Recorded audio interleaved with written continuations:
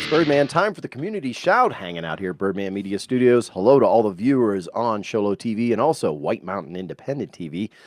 Doesn't matter where you view it, it's the same thing, except for Sholo TV, you might get a little restricted version, so check out the website versions as well. It's available on YouTube and Facebook. You can look for WMI, you can look for Birdman Media, it doesn't matter, you'll find it.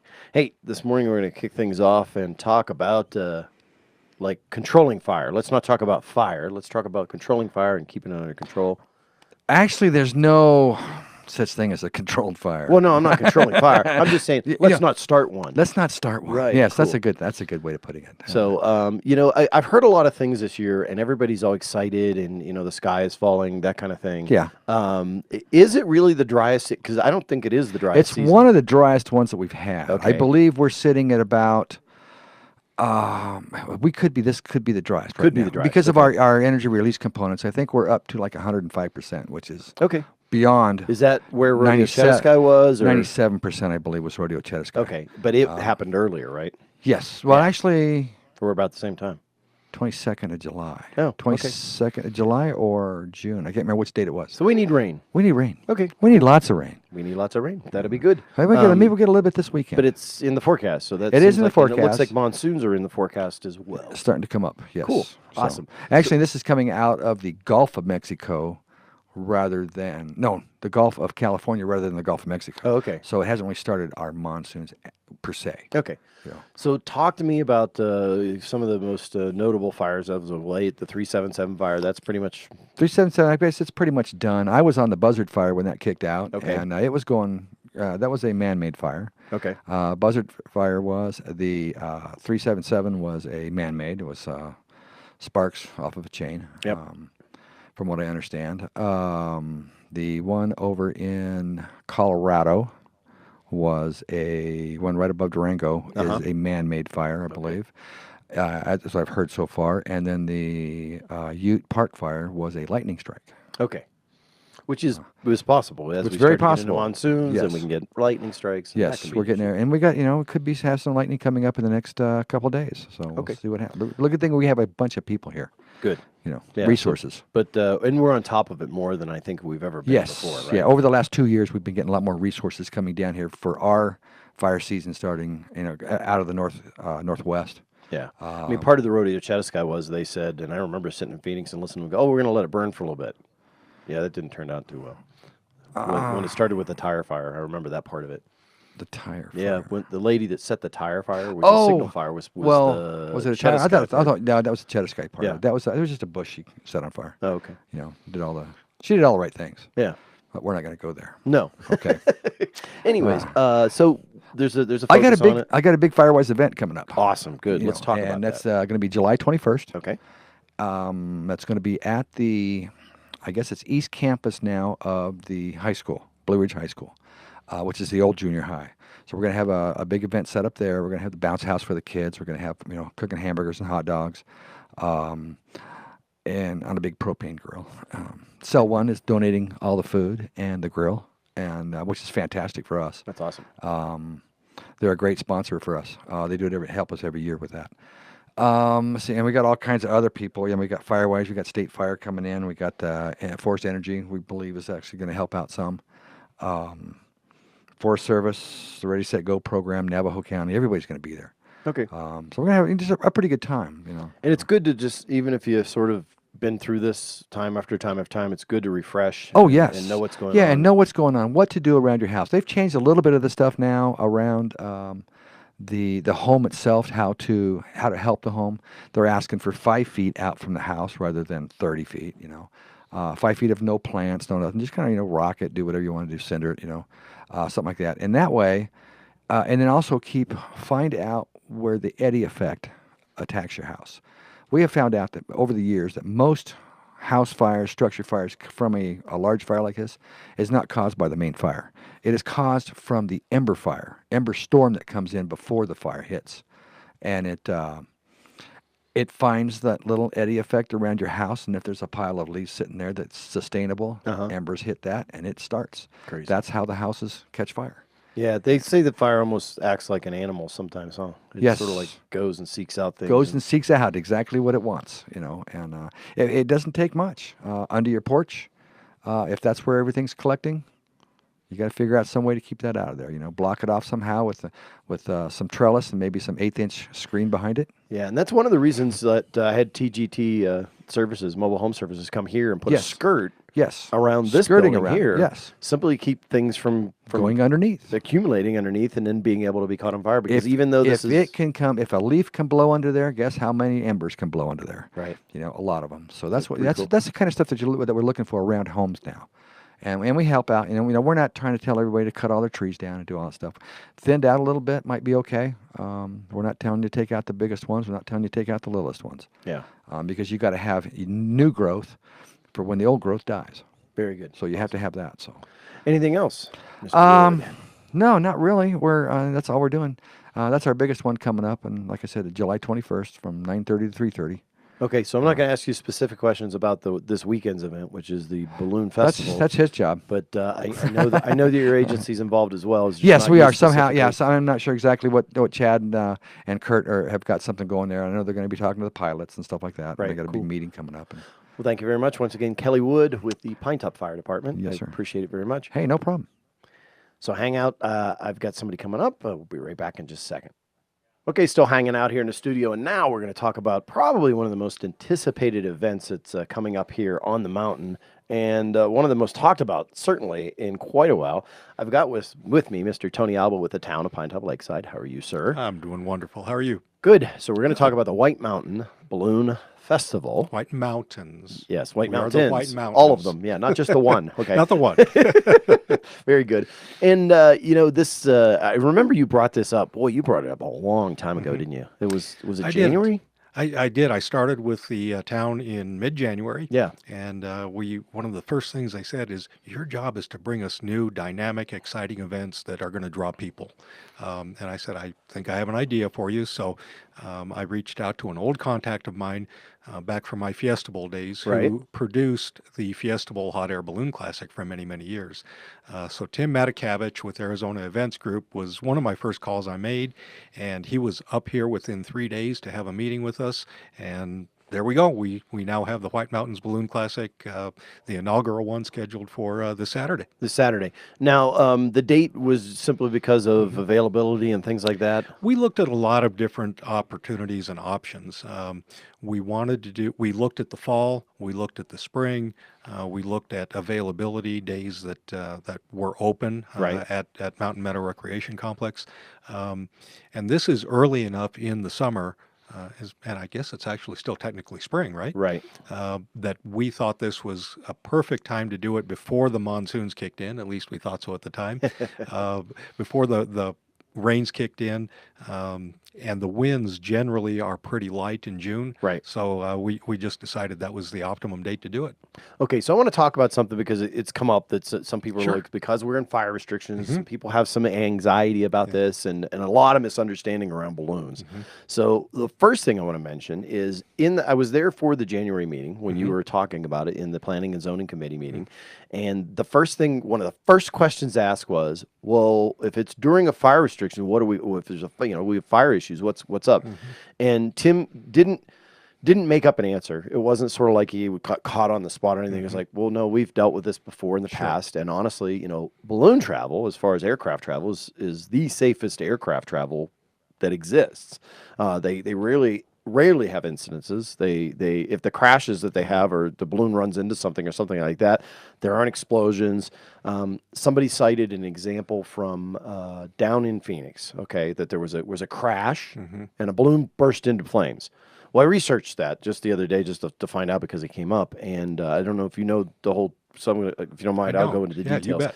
So what happened is the guy had a balloon. They went with 7 people. They landed. So it wasn't a crash, and even you can look with the travel, the NTSB, which is the Travel Bureau, actually handles any of the crashes because all balloons are regulated by the FAA, Correct. Federal Aviation Administration. Exactly. So they're aircraft. Anyways, they did the investigation. They said it wasn't a crash. The guy had landed. He started doing the flame. He caught a tree branch on fire, which then caught the upper part of the canopy on fire for the basket and caught the basket on fire, which they put out. So it wasn't a horrific explosion. There was no big, huge, it was, nothing. The thing about a balloon, and I talked to Tim yesterday on the phone, is the balloons, when the flame's on, it's on. When it's off, it's off. There is a pilot, but the second they pull the emergency cutoff valve, it's done. And it's not gasoline, it's propane. Right. So propane boils at negative 44 degrees. So I didn't know that either. It's cold. Propane's cold. So it's kind of funny whenever you see propane filling tanks and they keep you're keeping sparks away from it because you don't want somebody with a cigarette standing next to propane and doing it because they could ignite it, but it's very, very difficult. And if you go look, the only time I ever have time with issues with propanes is whenever there's large heat going by it. Like we had the issue a while back with the fire by the forest property or forest energy. Yes. We were worried about those. They never even came into risk. There was no blow off or anything like that. So propane's completely safe. The fire that they admit, like I said, shuts off. And the other thing is balloons just don't fall out of the air. They're not like normal aircraft, like an airplane or a helicopter. Because really, helicopters are probably the most dangerous. If we were worried about things flying over the forest, it would be helicopters, and maybe even drones, because drones have batteries that could spark. But all of those are more dangerous than a balloon. So we're going to get into the details and talk about now what's going on with the festival. So give me the rundown, and so people know. And I'm like, so many people, I can't even tell you, are so excited. And I've said to them all, there's a glow at night, and they're like, oh. So I think you're going to get a big rush after sunset. But anyway, give us the details. Yeah, and you made some great points, and I'm glad you raised them. First of all, I get the fact that people are scared and nervous. It's stage 3 fire restrictions. Carrie was just here and talked about this could be the driest that it's been in some time. We get it. We understand it. I live here. I have a home here. I have no interest in seeing anything bad happen. Having said that, as you said, the balloons, they're an aircraft. They're subject to FAA inspection. They are inspected twice a year. They must pass inspection twice a year. It's propane. Propane is allowed in stage 3 fire restrictions. So if you're at home grilling, you can do it with propane. Propane's very safe. The balloons are made from a fire retardant material. On site at Mountain Meadow, we're clearing down to the dirt. We're blading down to the dirt where the propane tanks will be filling the balloons. We will have our water truck there with a 100-foot hose at that tank. I think it's a little overkill, but we're taking every precaution. Pinetop Fire will have its brush truck on site there at the balloons. We've been meeting bi-weekly with Pinetop Fire and Timber Mesa Fire. They know the route. They're going to be monitoring. So if something were to happen, and the chances are so small, there will be a fire engine right there when it happens, if it happens. And you may raise a good point, is that there's much more probability of having a plane go down, or a helicopter, or someone throwing a cigarette out of a car. Cigarette's a big one. Yeah. Cigarette's a big one. People dragging chains, even lightning. So we think we have taken every precaution. There is no such thing as a no risk, but the risk on this is so minimal. And that's why what we're trying to get people to understand is that, don't fall into the hysteria of seeing a balloon accident from 5 years ago where it was probably, negligence or this. And you made a great example the other day. It's not a shark in the water that you don't know where it is. We know what's going on. We have this contained. I'll say why. Sure, One of the analogies was somebody threw out the Jaws film where they said, the mayor was pushing because, it's all about the money, all about the money. And you know what? We're going to be honest. This is to raise commerce for our community, because without commerce, we don't have things like roads. We don't have things like signs. We don't have things like, stores. So that has to exist for us to be able to do that. It's your job, and we put this on the people that are in these positions to use these monies, to use them to create economic development. This creates economic development. So, there's a part of it there. But the mayor in Jaws was going a little bit out, people being eaten in the water when you can't see a shark coming, that's kind of a hard thing to see. You don't know where it's at. It's a hidden risk.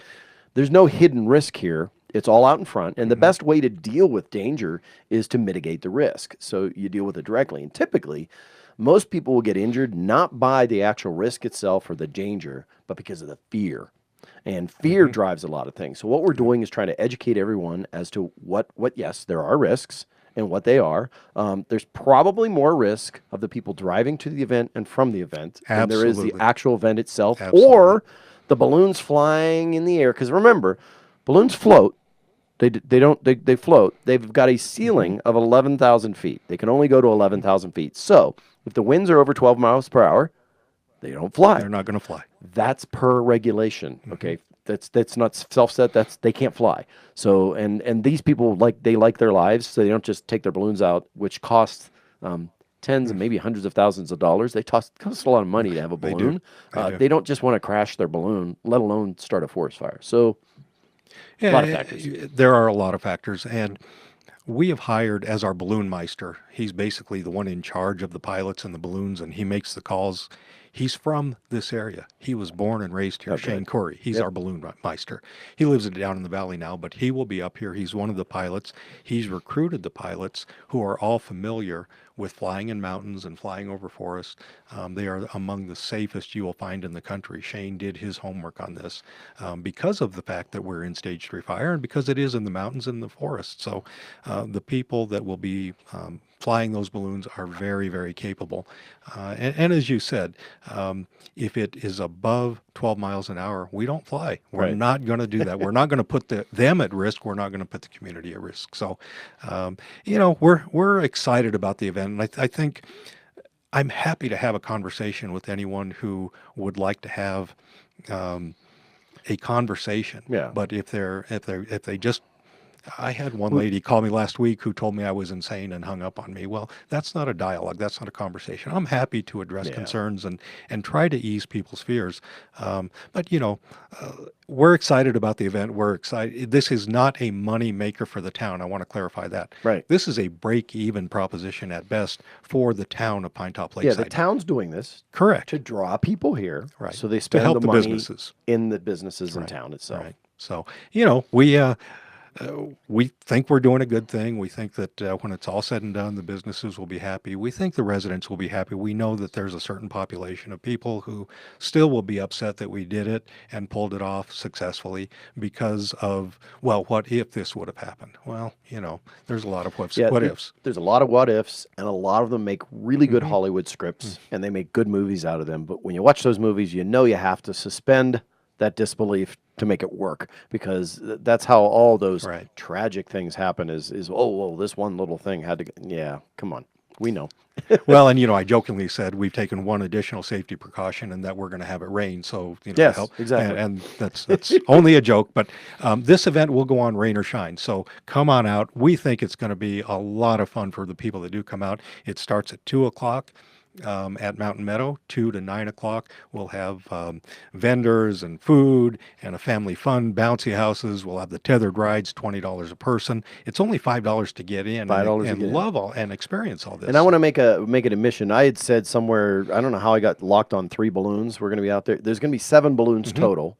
So 6 of them stay on the ground all the time and just do this glow thing, which is where they light it up and the whole balloon glows, which is kind of cool. And then 1 that'll be going that tethered up and down kind of riding thing that you said is $20.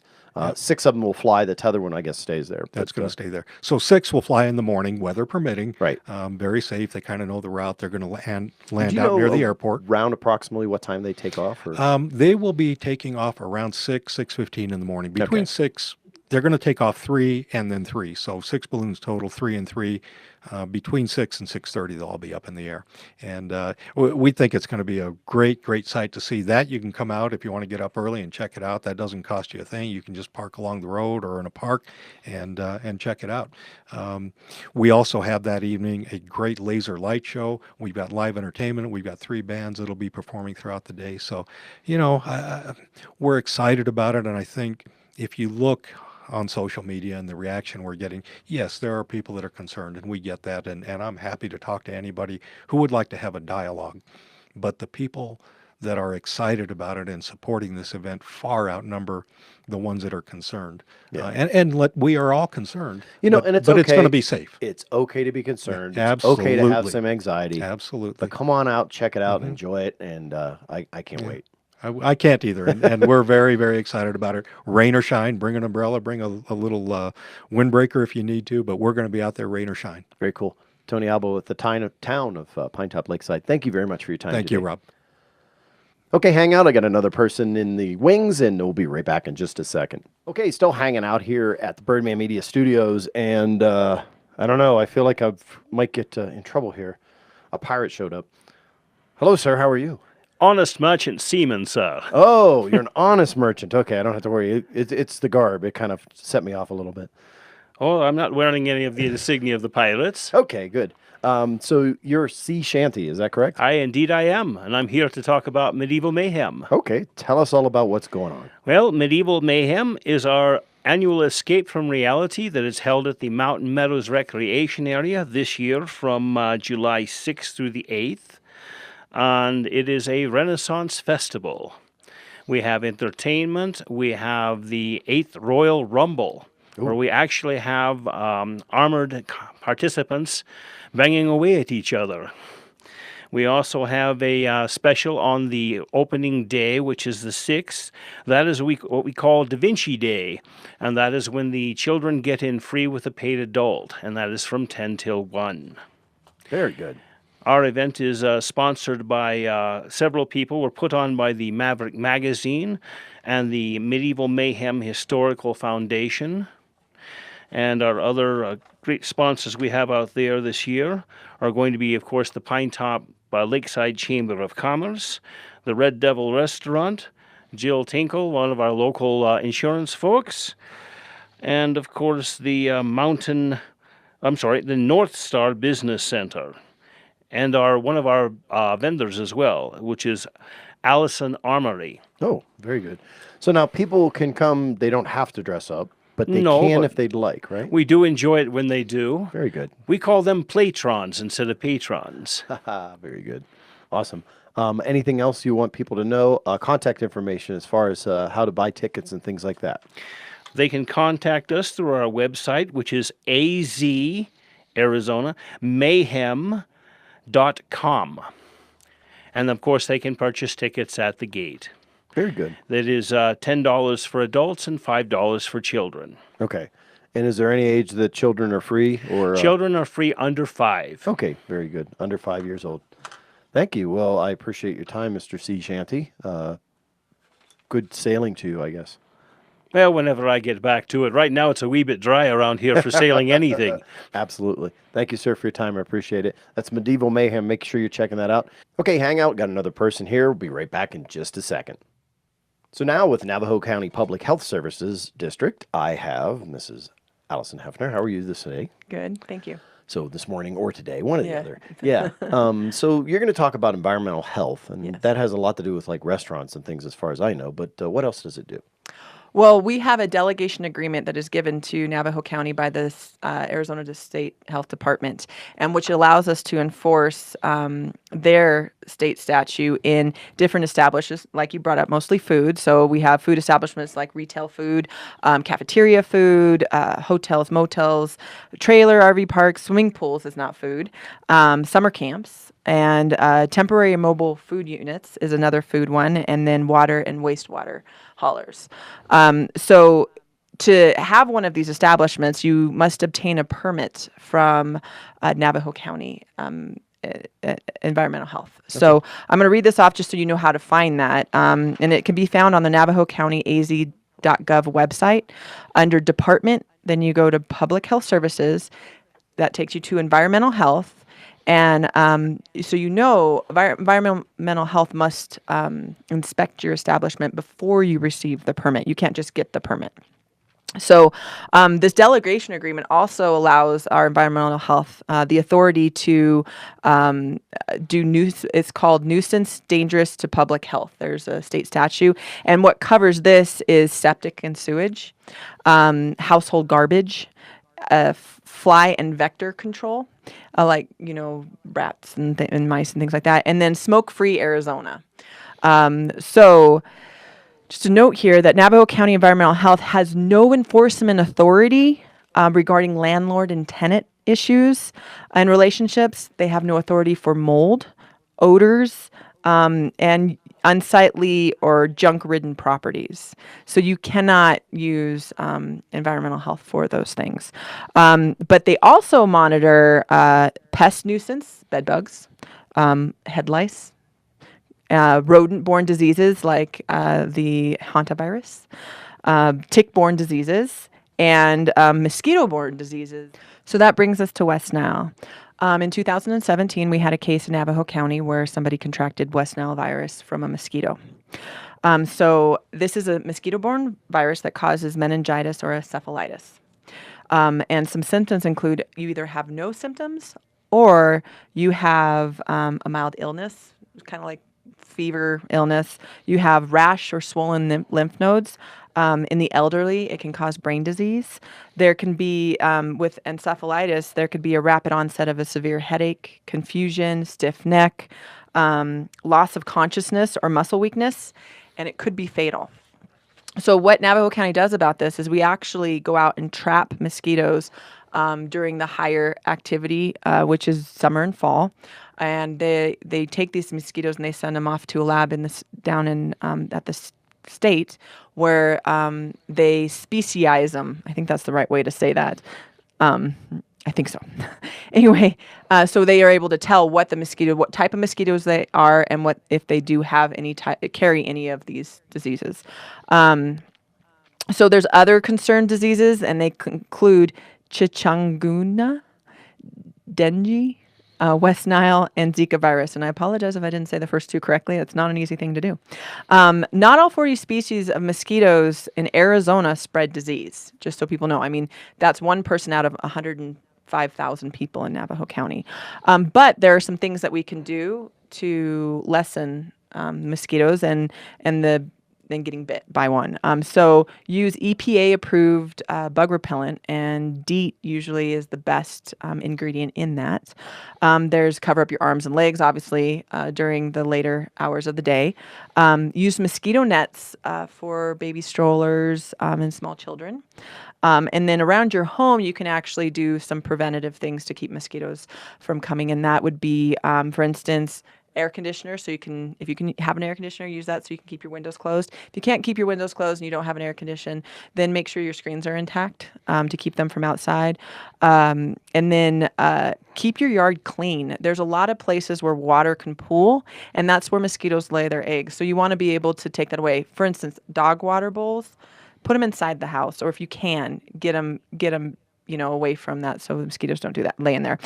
Pots, tubs, outside tires that end up having water in them, drain them out. So if you want some more information regarding this, you can visit navajocountyaz.gov and the Environmental Health Program. They have a lot of handouts and more information for you. Well, thank you very much. I appreciate that update. Of course, Allison Hepner with Navajo County Public Health Services District. Appreciate your time. Hey, that's going to be it for this episode of the Community Shout right here from Birdman Media, from White Mountain Independent TV, and also shown on Sholo TV. I'm Birdman, reminding you, if I don't see you around town, I'll catch you right here on the web.